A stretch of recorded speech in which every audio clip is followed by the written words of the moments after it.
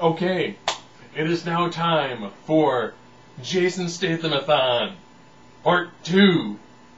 And I've already gone over the Transporter series, so that was the last video. This one is Ghost of Mars, the John Carpenter movie. Ironically, his last movie, he's going to come out next year, but this is John Carpenter's movie in like 2000. He has some from 2010. And Cellular. This should probably be a fairly short video. Ghost of Mars is about as easy as a plot as you can get. People are sent to a mine in Mars, and apparently they unearth something. They release a red dust that's possessing people, making them become violent and kill people, mutilate themselves, and become relatively strong, genetically modified. Essentially, this is kind of like, almost kind of like a zombie-style-ish movie in space. It's kind of one of those like action horror sort of things, you know, where bits and pieces of comedy are thrown in there. Whether that was intentional or not is entirely up to you. But Statham is in it.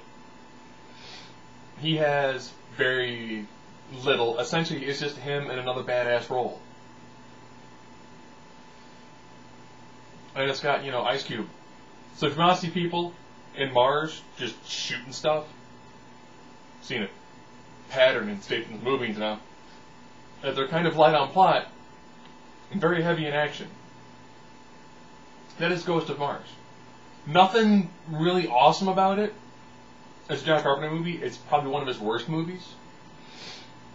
But Statham is in it, so it qualifies for the Statham-athon. Statham-marathon? Statham-athon, we'll go with that again. And then we have Cellular. Yeah, I'm making a huge jump from, like, you know, movie taking place in Mars to Cellular.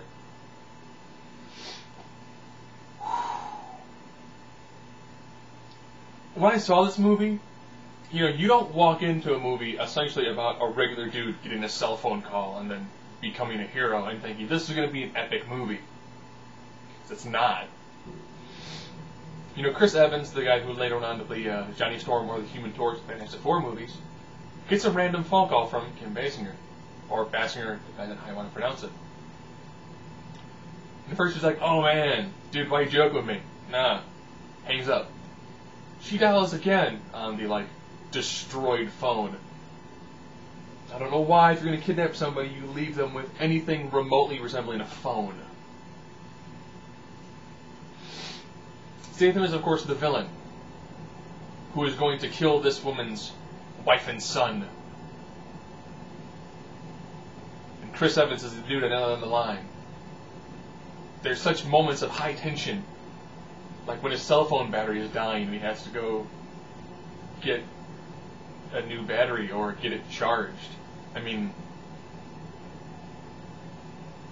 wow, it's... Statham, again, he's just the villain in this one. It's not as action-packed as some of the other ones, because it's primarily this is a Chris Evans vehicle. So, Statham, villain, not the world's crappiest villain.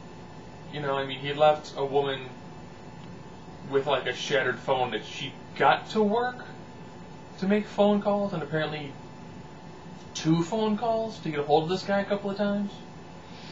Chris Evans essentially, like, brokers a deal with him to get her released, and he becomes the hero at the end of the day.